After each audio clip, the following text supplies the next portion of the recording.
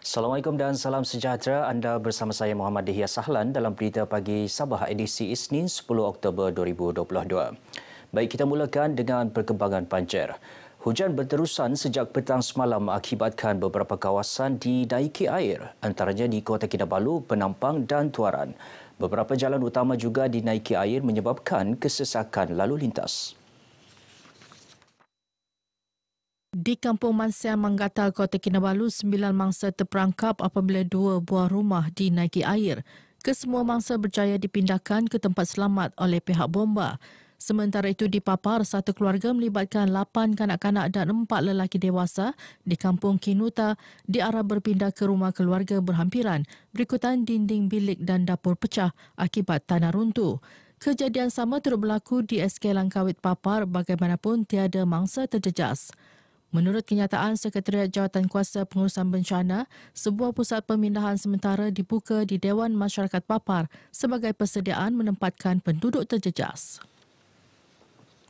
Penjenamaan semula Pejabat Menteri Tugas-Tugas Khas kepada Kementerian Tugas-Tugas Khas dan Penyelarasan merupakan pengiktirafan kerajaan negeri kepada peranan kementerian itu dalam menyelaras hal ehwal pendidikan dan hal ehwal Islam di Sabah. Saya bagi pihak pejabat ini merakamkan penghargaan dan terima kasih atas pengiktirafan berkenaan, yang mana beliau juga menyebutkan tugas khusus kita ialah berhubung dengan hal ehwal Islam dan hal ehwal pendidikan, yang mana merupakan teras kepada modal insan dan kesejahteraan rakyat.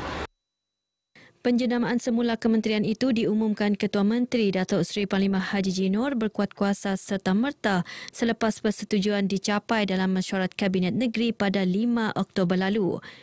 Dalam perkembangan sama, Datuk Arifin memberitahu ke arah kesejahteraan modal insan, kementerian akan mewujudkan Sekretariat Mahasiswa Sabah dalam masa terdekat.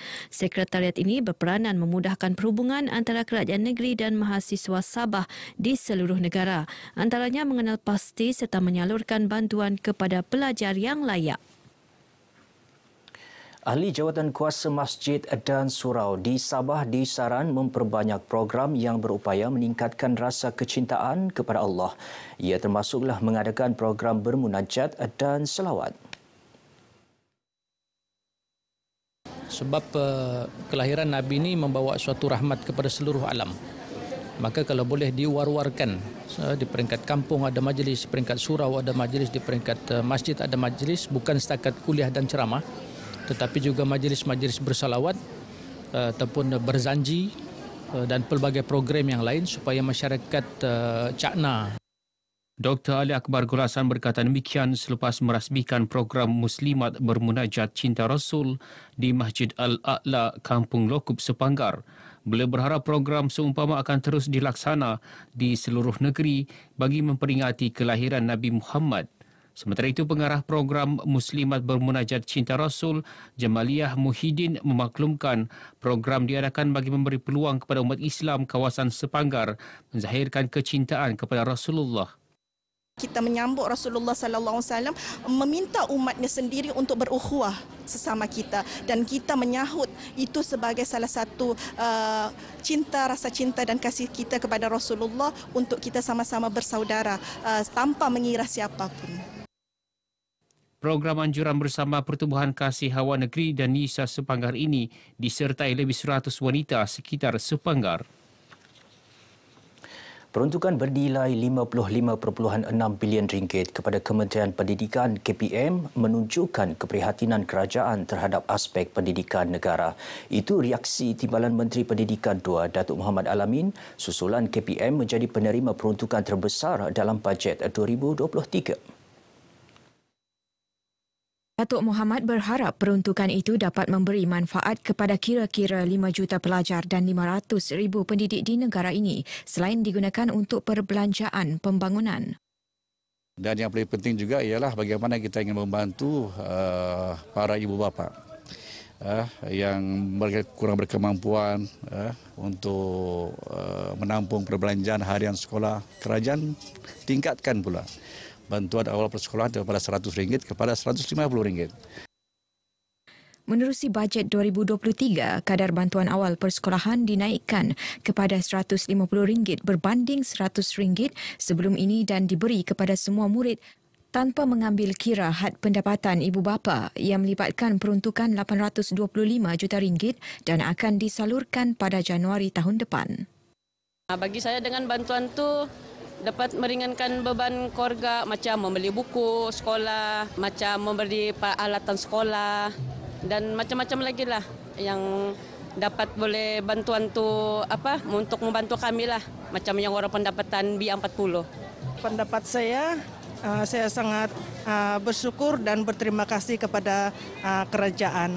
Dapat membeli keperluan anak-anak lah seperti buku-buku, keperluan asas sekolah lah. Majlis Penasihat Wanita Sabah MPWS menyambut baik keprihatinan kerajaan untuk terus memertabat kebajikan golongan wanita melalui pertambahan peruntukan serta program baharu wanita menerusi bajet 2023. Pengerusinya, Datuk Tarziati Z. Taman menyifatkan ia sebagai tindakan proaktif kerajaan dalam menyokong dan memperkasa pembangunan wanita dalam aspek ekonomi, kesihatan, kepimpinan serta kebajikan yang lestari.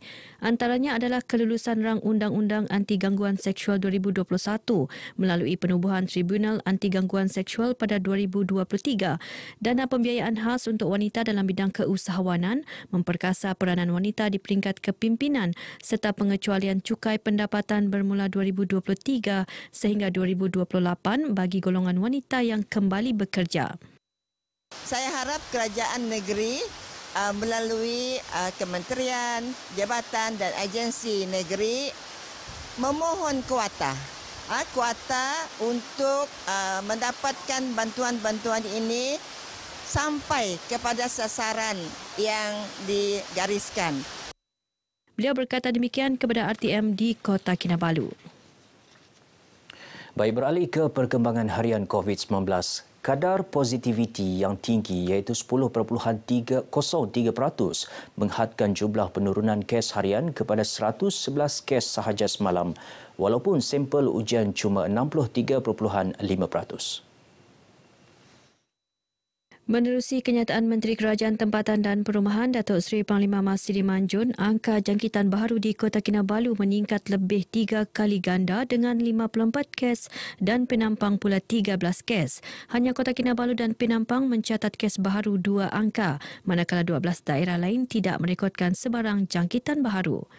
109 kes berada dalam kategori 1 dan kategori 2 serta masing-masing 1 kes dalam kategori 4 dan kategori 5.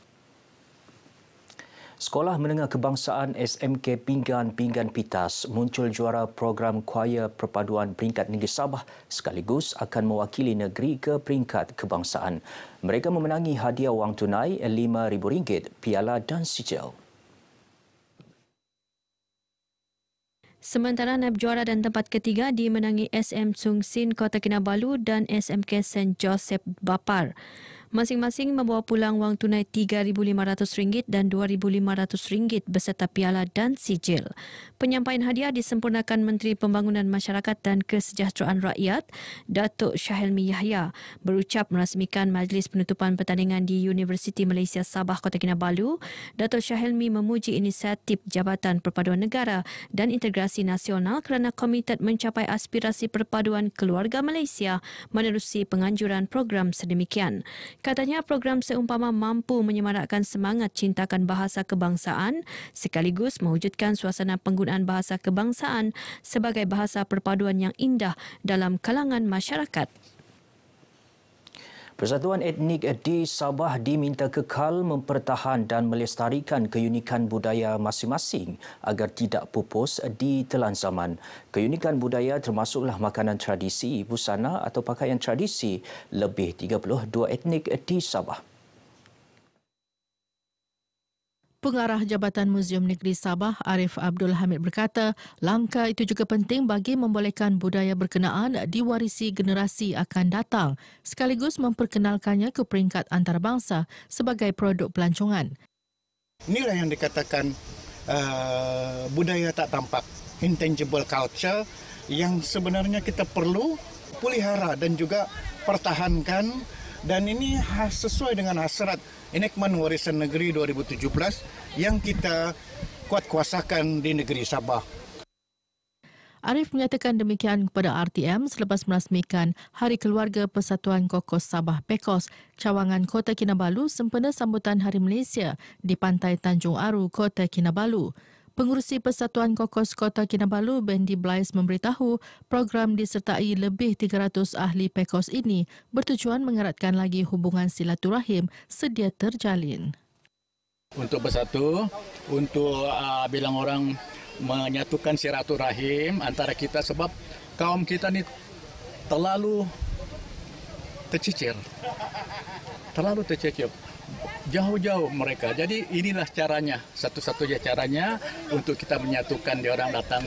Pertandingan masakan orang-orang Kokos, etnik Kokos yang sudah kenal diramai, yang dipanggil macam masa beringkis.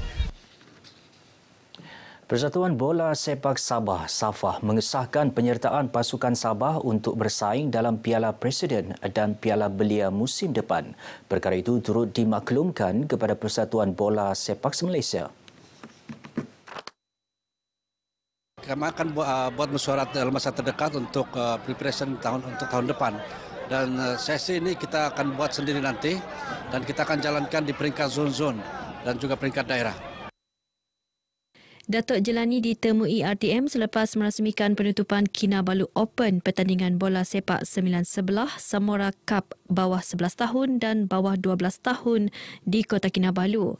Kejohanan dimenai pasukan TAPS Bandaraya selepas menewaskan pasukan SK Tamu Darat 2-0 bagi kategori bawah 12 tahun. Manakala juara kategori bawah 11 tahun dinobatkan kepada pasukan AUFC KL selepas jaringan 2-0 kepada pasukan AT Labuan. Baik, paparan itu mengakhiri berita pagi Sabah edisi kali ini. Saudara sentiasa waspada dan ikuti perkembangan cuaca dari semasa ke semasa bersama kami menerusi berita RTM. Saya Muhammad Dihya Sahlan. Assalamualaikum dan salam hormat.